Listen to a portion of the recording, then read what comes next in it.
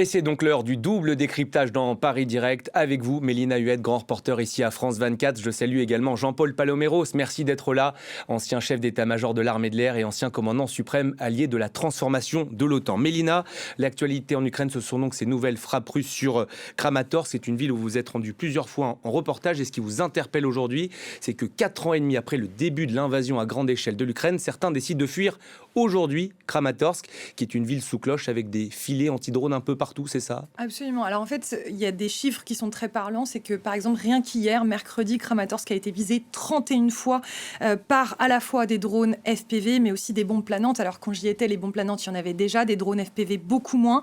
Ce sont les immeubles d'habitation qui sont touchés. Alors le gouverneur militaire de la région, il a ordonné l'évacuation de 525 enfants, chacun avec son ou ses représentants légaux. Ce qui a changé en 4 ans et demi, en fait, c'est la distance. Vous avez regardé cette carte, Kramatorsk est désormais à une vingtaine de kilomètres de la ligne de contact. C'était encore un arrière relatif quand moi j'y étais. C'est souvent une base dans laquelle on ne faisait pas forcément des reportages à Kramatorsk, mais on y était basé. Et puis ensuite, on évoluait dans le Donbass en se logeant à Kramatorsk. Aujourd'hui, les drones russes, ils frappent des voitures sur la route de Sloviansk à 25 km du front. Vous voyez aussi Družkivka, qui est une ville dans laquelle on stationnait beaucoup comme journaliste pendant des années, qui est à 16 km maintenant des premières positions russes. Družkivka, c'est là où est mort notre confrère Anthony Lalican, justement tué par une attaque de drones russes. Et aujourd'hui, je discutais ce matin avec Nikita, 27 ans, qui a toujours vécu à Kramatorsk, qui avec sa femme a été évacué en 2022. Ils sont partis à Lviv, ils n'y sont restés que 6 mois. Ils sont revenus à Kramatorsk parce que les gens qui habitent à Kramatorsk, ils sont très, très, très, très liés à cette ville. Ils ont ouvert une pizzeria en 2024 et là, ils me disaient « Aujourd'hui, je cite, sera notre dernier jour d'ouverture. Nous prévoyons de partir ce mois-ci à cause de l'aggravation de la situation et le fait que la ville se dépeuple. Ils abandonnent tout simplement au bout de 4 ans. » Voilà pour la situation à Kramatorsk. Jean-Paul Paloméros, on le voit, l'Ukraine est aujourd'hui à la merci de ces frappes russes. Elle n'a aujourd'hui plus la capacité réelle d'intercepter les missiles balistiques tirés par son ennemi. La question du moment, ce sont ces fameuses licences que Donald Trump pourrait céder à l'Ukraine sur des missiles de défense antiaérienne de type Patriot, mais cela pourrait prendre du temps alors qu'il y a urgence. On sait comment pourrait s'articuler cette coopération entre l'Ukraine et les États-Unis en la matière ? Non, ça reste très virtuel. D'ailleurs, Donald Trump a eu des attitudes assez changeantes sur le.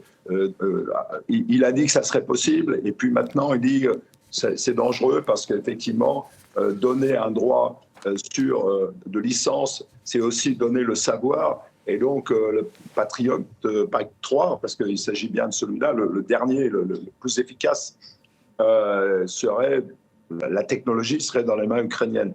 Donc, on en est loin, et même si cette licence était donnée, il faudrait au minimum plusieurs mois, voire plusieurs années pour le faire.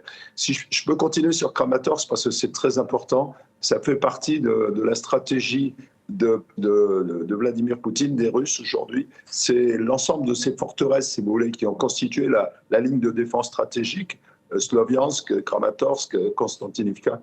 Et ces 3 forteresses, il faut les regarder. C'est pas étonnant que Poutine utilise son avantage en termes de missiles balistiques, mais aussi, on en parle assez peu, mais vous en avez parlé, des bombes planantes. Les bombes planantes, les Ukrainiens ne peuvent rien contre ces bombes. Elles sont tirées à distance par des bombardiers russes et elles arrivent et elles font un dégât extraordinaire. Or, ces 3 villes, maintenant forteresses, elles sont à la portée de ces bombes planantes qui sont sans cesse modernisées, sans cesse plus efficaces.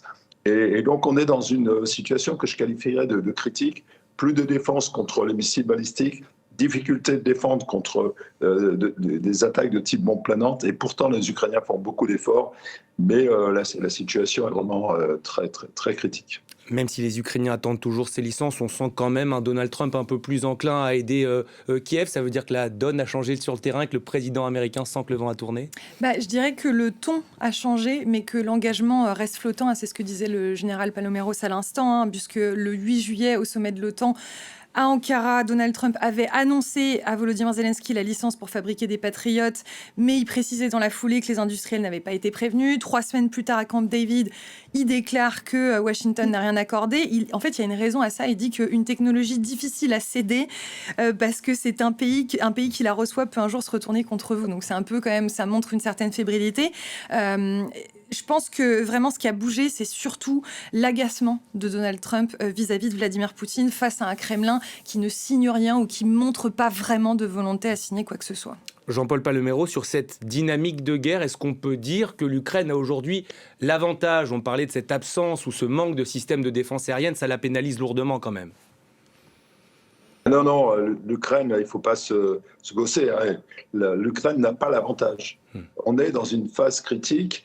Tout ce qui pourrait être fait pour aider les Ukrainiens, mais malheureusement, la coalition des volontaires n'a pratiquement plus rien dans ses soutes qui permettrait d'aider l'Ukraine, que ce soit dans l'interception des missiles balistiques ou des bombes planantes. Donc, il y a un vrai problème, sauf à donner très rapidement des avions de combat. Enfin, il faut que les pays de la coalition, et je suis certain qu'ils ont le même sentiment que ce que j'exprime, mais fassent le maximum maintenant.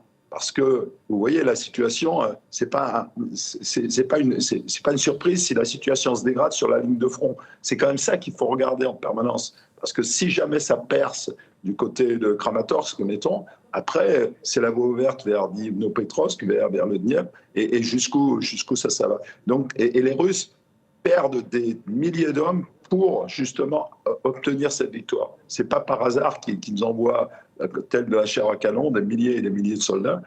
C'est bien parce qu'ils considèrent que c'est le nœud stratégique de la guerre dans son ensemble. Et la transition est toute trouvée. On parlait de ces filets tout à l'heure. Ces filets, ils vont jusqu'à Dnipro, symbole de tout un pays en état de guerre. Oui, absolument. Alors en fait, ces filets, ils dessinent une carte, Florence, et que là où on les tend, les drones arrivent ou sont déjà présents. J'étais à Dnipro en février et en juin dernier. Et les travailleurs qui installent ces immenses filets, ils se rapprochent de plus en plus de la ville. Ils ne sont pas à l'intérieur aujourd'hui, mais ils sont sur les grands axes qui y mènent. Au début, je les voyais les tendre simplement au-dessus des checkpoints quand il y avait des militaires, en fait. Mais maintenant, ça s'étend de semaine en semaine. Il y a 2 ans, ça paraît il y a longtemps, mais en fait c'était hier, ils couvraient juste quelques centaines de mètres d'axes logistiques qui étaient près de la ligne zéro. Là, vous le voyez sur ces images, même des filets de pêche qui sont parfois construits en France, en Bretagne. Ça, c'était un reportage de notre correspondant Gulliver Cragg pour montrer aussi la solidarité internationale. Aujourd'hui, ils courent sur des routes entières à Izium, comme sur les accès de Kherson. En fait, ce qui est important, c'est de comprendre que la notion d'arrière, elle s'efface progressivement. Elle recule au rythme de l'allonge des machines. En fait, on fait des bonds technologiques absolument incroyables. Le général parlait tout à l'heure des bombes planantes. Les drones font énormément de dégâts aussi. Et en fait, ça se lit dans la vie ordinaire. À Kherson ou ailleurs, moi, j'étais pas très loin de Pokrovsk en février dernier. En fait, on roule phare éteint la nuit pour pas être repéré. À Kramatorsk, dont on parlait tout à l'heure, des familles partent maintenant après avoir tenu 4 ans. Et j'oserais dire même depuis plus longtemps, depuis 2014, parce que ce que disait le général est vrai, c'est un nœud logistique Kramatorsk. Donc si les Russes s'en emparent, derrière, c'est la totalité de ce qui reste de Donetsk qui tombe. Maintenant, dernière chose, un petit chiffre quand même, c'est très important. Il reste 115 000 habitantes et habitants dans la partie libre de Donetsk, dont plus de 6 100 enfants. Général, on le constate, les attaques en profondeur en territoire russe, mais aussi ukrainien, se multiplient ces dernières semaines avec comme conséquence, bien sûr, des civils de plus en plus pris pour cible. On a encore en tête ces images de ce drone suivant un vendeur de légumes à Kherson. La Russie qui commence lentement, on l'a appris hier, la dronisation de sa vieillissante armée. C'est pour elle aujourd'hui indispensable? Ils tirent les leçons de ce qu'ils sont en train de vivre. C'est comme ça depuis pratiquement le début de la guerre. Les Russes sont surpris parce qu'ils n'avaient pas la souplesse de manœuvre et autres. Et puis, ils voient en face d'eux l'Ukraine qui était censée tomber comme ça d'une manière assez simple et sans coup férir, qui réinvente en permanence la guerre, et en particulier dans les drones, et en particulier grâce à l'ancien ministre Fedorov, pour pas le citer. Et donc, ils sont en train de se réorganiser profondément. D'ailleurs, Poutine a pris à complètement démissionner tout un niveau de commandement de l'armée de terre essentiellement pour la réorganiser justement autour des drones et donner beaucoup plus de souplesse d'emploi parce qu'il a compris que c'était une arme vitale sur le front. Et s'il améliore sensiblement encore l'utilisation des drones, entre guillemets, évidemment, ça ne peut qu'amener encore plus de victimes. La réponse des Ukrainiens, à mon avis, il n'y en a pas 50. Il faut qu'ils persistent, essayer de continuer à armer cette défense, mais c'est difficile, mais qu'ils persistent dans leur attaque dans la profondeur pour faire mal aux Russes, mais ça sera pas évident. Et Mélina, lorsque vous étiez sur le terrain, vous avez pu constater à quel point ces drones ont changé la donne sur le champ de bataille. Vous en avez été témoin directement. Oui, alors, au début de l'invasion à grande échelle, c'est vrai que quand on était avec les soldats ukrainiens, ils avaient tendance beaucoup à se moquer des Russes parce qu'ils ne suivaient pas la dynamique. Effectivement, c'est aussi dû à un commandement qui est extrêmement rigide, alors que les Ukrainiens, ils ont fait feu de tout bois très rapidement. Ils ont créé des petits labos dans des garages pour essayer de se mettre à la page très très rapidement, avec même des drones commerciaux. Aujourd'hui, on a complètement changé d'échelle. Et là, je peux vous dire que les Ukrainiens rigolent beaucoup moins. J'étais encore dans l'oblast de Zaporizhia en juin dernier et j'étais vraiment loin de la ligne de front. J'étais à 40 km. Et pourtant, j'étais avec une brigade que je ne peux pas citer, mais on était dans une espèce de camp de fortune, une base de fortune. Et pourtant, en étant aussi loin, on a été victime d'une attaque de drone. Alors, heureusement qu'il y a été tentative d'attaque qui a échoué. Mais pour vous dire à quel point on est loin et on peut être attaqué par ces drones. En fait, les chiffres, ils parlent d'eux-mêmes. À Kherson, par exemple, que vous évoquiez tout à l'heure, l'administration régionale, elle compte environ 5500 attaques de drones par semaine contre 2500 un an plus tôt. En fait, pour le seul mois d'avril, au moins 230 véhicules civils et secours ont été endommagés ou détruits. Et puis, un point aussi de droit international. En fait, la commission d'enquête de l'ONU, elle a qualifié ces frappes contre les civils de Kherson. Vous parliez de ce safari humain qu'on a beaucoup vu sur les réseaux sociaux. Elle qualifie ça de meurtre constitutif de crimes contre l'humanité. Cette allonge, il faut quand même le préciser, elle vaut dans les deux sens. Les drones ukrainiens, ils atteignent désormais Samara, la région de Vladimir, à plus de 1000 km. Donc tout ça, bien sûr, on parle de bombes technologiques, ça va dans un sens comme dans l'autre. Et donc, évidemment, ça change le regard qu'on porte sur la guerre aujourd'hui et puis la réponse aussi, évidemment, apportée au niveau technologique. Dernière question pour vous, Général. On sait que des entrepôts du géant russe Wildberries ont été frappés ces derniers jours. Est-ce que la stratégie militaire ukrainienne est-elle en train d'évoluer, notamment celle de s'attaquer au portefeuille de son voisin ?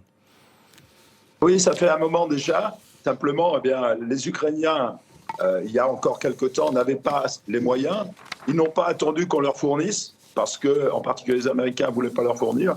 Et très courageusement, ils se sont mis au travail comme ils savent le faire. Et ils ont bâti ces moyens offensifs assez extraordinaires qui surprennent beaucoup de monde, y compris aujourd'hui des missiles de croisière, y compris, et c'est en cours, des missiles balistiques. C'est ça la force des Ukrainiens, c'est l'innovation, la volonté de se battre, l'intelligence, mais il leur faut le soutien financier. Pour l'instant, l'Union européenne, en tout cas la coalition de volontaires le fait, et puis quelques coups de main aussi dans des domaines très spécifiques. Et là, il n'y a que les Américains qui peuvent bouger. Il faut qu'on convainque Donald Trump qu'il sorte quelques patriotes de ces stocks. Je sais que c'est long parce que pendant la guerre au Moyen-Orient, il y a eu une consommation effrénée. Il y a eu 3 ans de consommation en l'espace de quelques semaines. C'est incroyable. Donc, l'Ukraine a besoin d'aide, mais déjà, à elle seule, elle est capable de tenir en respect la Russie et à frapper dans la profondeur, ce qui est quand même, là aussi, une bonne nouvelle. Merci Général d'avoir accepté aujourd'hui l'invitation de France 24. Merci pour vos lumières. Merci Mélina, pour toutes vos explications. Merci infiniment.